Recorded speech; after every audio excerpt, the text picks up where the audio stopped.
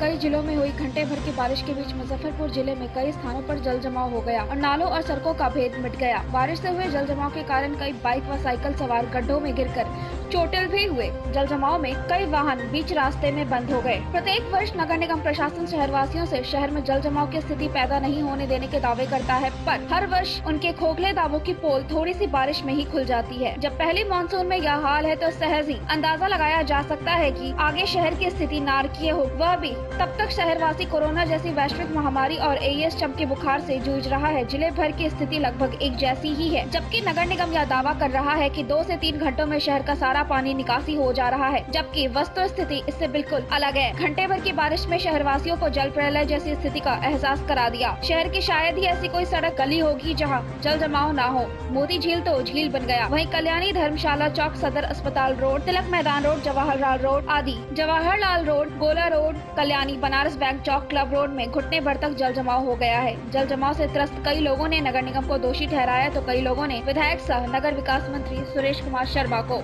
की स्थिति में जनता का ये हाल है, क्या होगा? हम लोग तो काफी दिनों से नगर निगम प्रशासन को बोल रहे हैं कि बरसात से पहले नाला वाला उड़ाई के लिए, लेकिन अभी देख रहे हैं कि हम लोग खुद फंसे हुए पानी में। तो बहुत ज्यादा है, ओल्ड आदमी हाथ पाँव टूट जाएगा, गिर जाएंगे, खत्म हो जाएंगे। क्या मांग करते हैं आप जिला प्रशासन नगर निगम से? नगर निगम से पानी की निकासी की व्यवस्था होनी चाहिए। विगत कई वर्षों से यही हाल है मुजफ्फरपुर का।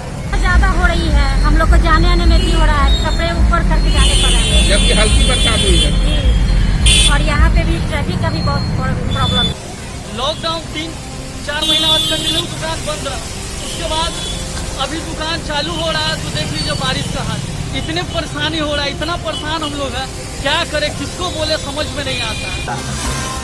बीती रात शुक्रवार को मुजफ्फरपुर के नगर थाना क्षेत्र स्थित कमरा मोहल्ला स्थित लोइस गेट के धंसने से अफरा तफरी का माहौल व्याप्त हो गया। सूचना पर वार्ड 16 के पार्षद पवन कुमार राम समेत नगर निगम के अपर नगर आयुक्त विशाल आनंद ने कमरा मोहल्ला स्थित स्लुइस गेट का निरीक्षण किया। इस दौरान अपर नगर आयुक्त ने बताया कि स्लुइस गेट के आंशिक भाग को क्षति पहुंची है, जिसे गंभीरता से लिया गया है, का अवलोकन किया जा रहा है। अभी कोई खास चिंता का विषय नहीं है। सिंचाई विभाग द्वारा युद्ध स्तर पर कार्य किया जा रहा है। उन्होंने कहा कि जिलाधिकारी समेत नगर निगम प्रशासन लगातार अनुश्रवण किया जा रहा है। समय रहते सभी कार्य पूर्ण कर लिए जाएंगे। जल जमाव के मुद्दे पर उन्होंने कहा कि पानी का बहाव 2 से 3 घंटों में निकल जा रहा है। आम दिनों में जो समस्या देखी जाती थी उसमें कमी आ गई है। पिछले वर्षों की तुलना में 2 से 3 घंटों में पानी की निकासी हो जा रही है। देखिए, स्लुइस गेट की जो व्यवस्था है कि उसका कुछ आंशिक भाग में कुछ क्षति पहुँचा है और सिंचाई विभाग के द्वारा इस विषय को बहुत ही गंभीरता से लिया गया है और कल शाम से ही ये लोग लगे हुए हैं।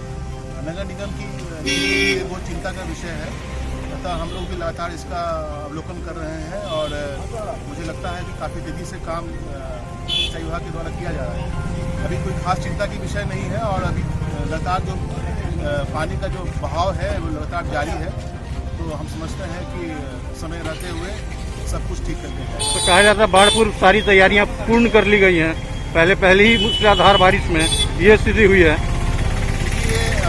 संरचना है और हम समझते हैं कि सिंचाई विभाग पहले से भी बहुत सतर्क रहा है और हम उम्मीद करते हैं कि समय रहते हुए इसको ठीक कर लिया जाएगा। जिला पदाधिकारी महोदय के द्वारा भी इसका लगातार इस पर ध्यान दिया जा रहा है और उसका अनुश्रवण किया जा रहा है। निगम भी अपने स्तर से इस पर अपनी लगातार उसको देख रहा है। हम समझते हैं कि बारिश से पहले जो बड़ी बारिश है उससे पहले इसको बहुत जल्दी इसको ठीक कर दिया जाएगा। आप देख सकते हैं कि लगातार काम चल रहा है, तो मुझे नहीं लगता है कि कोई खास समस्या आएगी। शहर में सब तरफ से जल जमाव की स्थिति बनी हुई है। शहर में आप देखेंगे कि जो बारिश जब हो रही है तो मैक्सिमम 2 से 3 घंटे में जो जल जमाव है उसकी शिकायत खत्म हो जा रही है। पानी का बहाव 2 से 3 घंटा में निकल जा रहा है।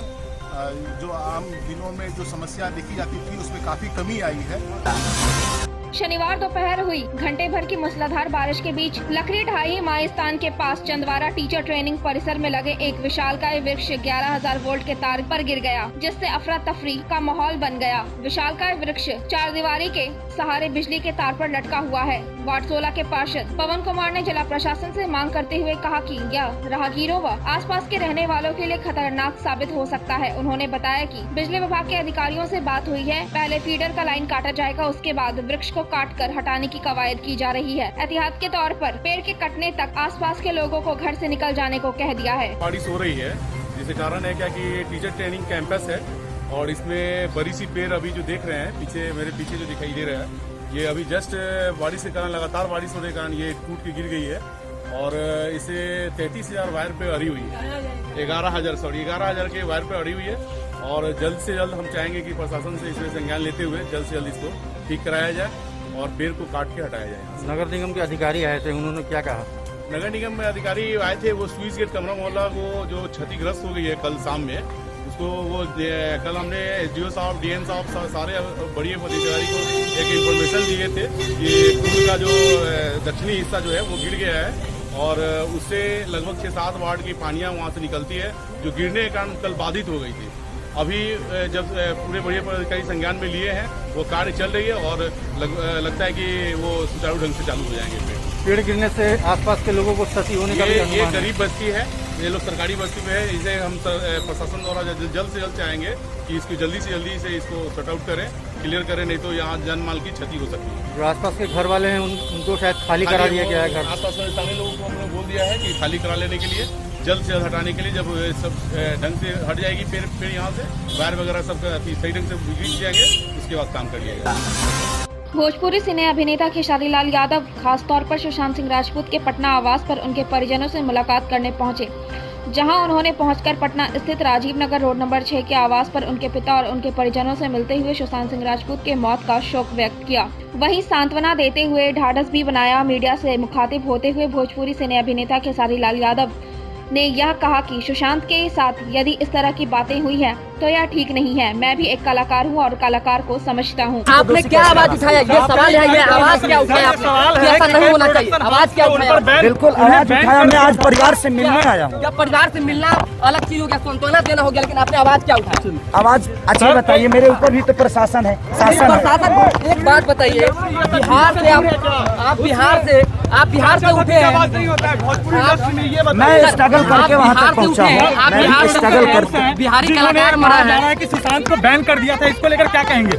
ये तो गलत है, अगर ऐसा हुआ है तो ये गलत है।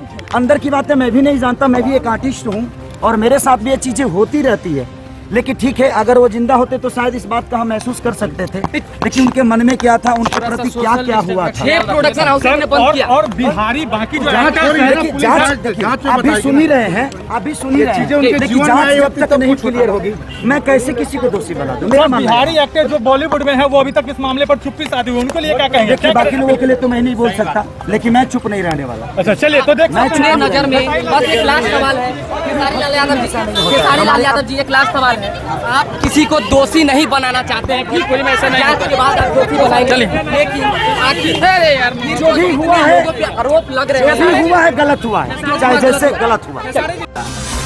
देश के गांवों में स्थायी बुनियादी ढांचा तैयार करने और रोजगार के अवसर बढ़ाने के लिए प्रधानमंत्री नरेंद्र मोदी ने आज गरीब कल्याण रोजगार अभियान की शुरुआत की। मुख्यमंत्री नीतीश कुमार की मौजूदगी में वीडियो कॉन्फ्रेंसिंग के माध्यम से इस अभियान की शुरुआत की गई।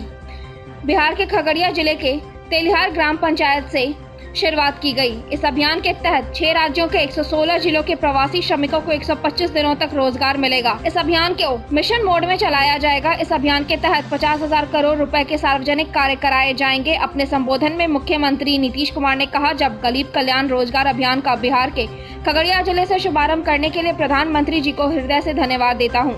इस अवसर पर मुख्यमंत्री ने कहा कि बिहार के बाहर से जो भी श्रमिक वापस आए हैं और क्वारंटीन सेंटर में रह रहे थे, उनसे वीडियो कॉन्फ्रेंसिंग के माध्यम से विस्तृत बातचीत की। बातचीत के दौरान उन लोगों ने बताया कि बाहर में उन्हें काफी कष्ट हुआ है और अब वे बिहार के बाहर नहीं जाना चाहते। मुख्यमंत्री ने कहा कि हम लोगों की कोशिश है कि मजबूरी में किसी को भी बिहार के बाहर न जाना पड़े, लोगों को यही रोजगार मिले।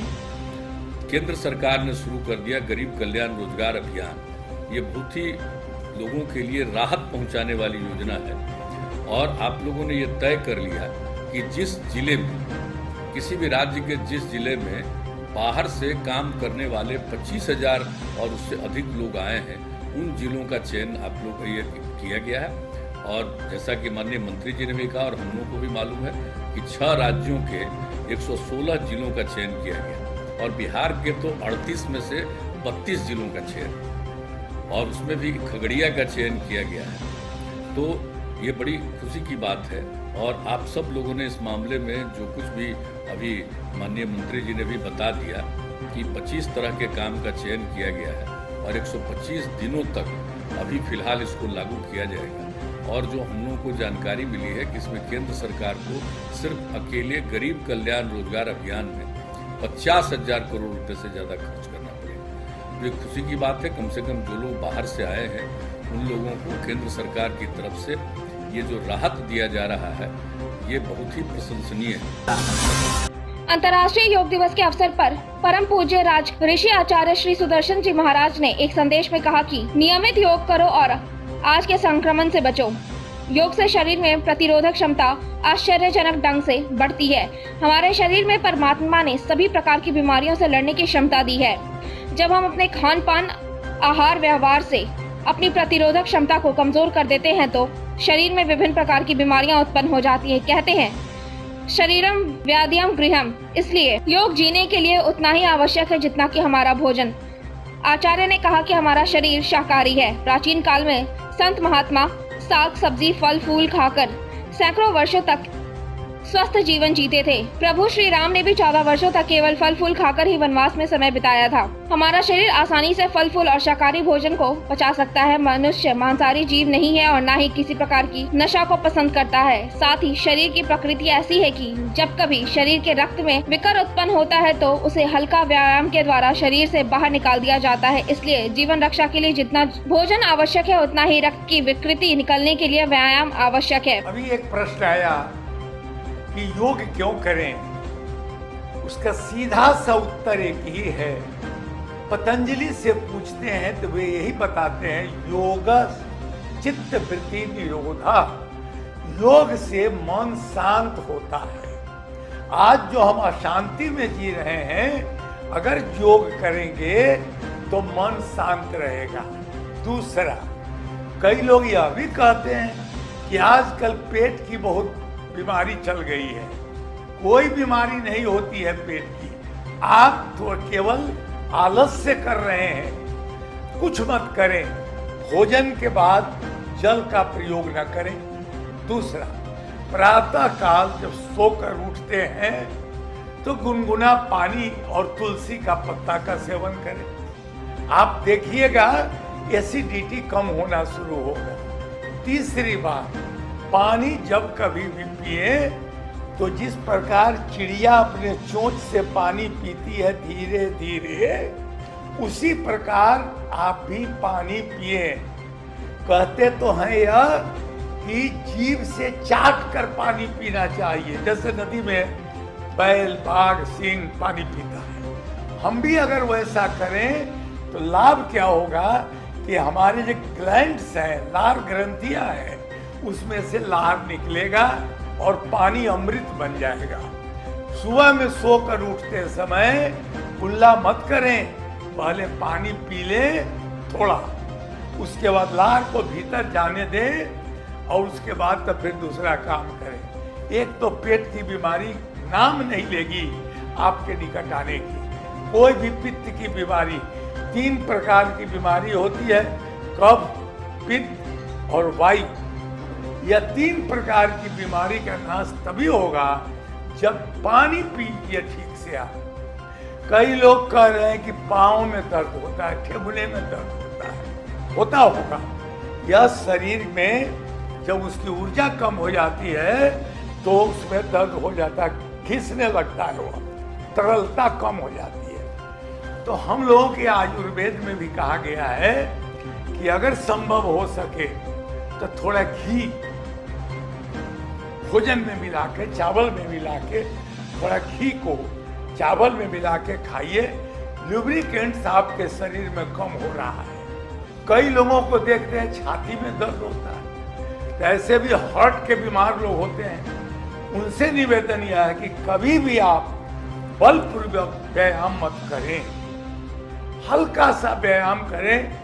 और सबसे महत्वपूर्ण व्यायाम हो गया है आजकल अनुलोम विलोम, इसको करिए। और भी गहरा व्यायाम है, मैं कभी बताऊंगा आपको, जो मैं करता हूं। और मुझे यह कहने में कोई हिचक नहीं है कि मैंने जब से सारी क्रियाएं करना शुरू की तो मैं बहुत पूर्णतः स्वस्थ हूं। और मैं भी चाहता हूं कि मेरे जितने मित्र हैं प्रियजन है, बाल बच्चे, महिलाएं सब स्वस्थ रहें। लेकिन आपको भोजन स्वस्थ करना होगा, शाकाहारी करना होगा, व्यायाम करना ही पड़ेगा, तभी आप स्वस्थ हो सकते हैं। समय मिल जाए तो थोड़ा नासिका को भी साफ करने का प्रयास करिएगा, जैसे नाक झाड़ते हैं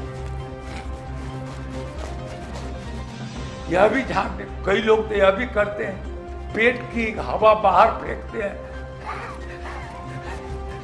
ऐसे करते हैं, पेट की हवा बाहर फेंकते हैं, पूरी जीभ निकालते हैं, जीभ निकाल के हवा बाहर फेंकते हैं। रात का जितना कचरा है भरा हुआ सब आपको बाहर आ जाएगा। आप देखिएगा 5 मिनट में आप कूदने लगेंगे। और चलना, व्यायाम करना, टहलना मत छोड़िए, क्योंकि वही हमको जीवित रखेगा और उसी को हम लोगों को पकड़ के रखना है, नियमित व्यायाम करना। लेटेस्ट खबरों के लिए देखते रहिए MUZ न्यूज और ताज़ा अपडेट पाने के लिए चैनल सब्सक्राइब करना ना भूलें।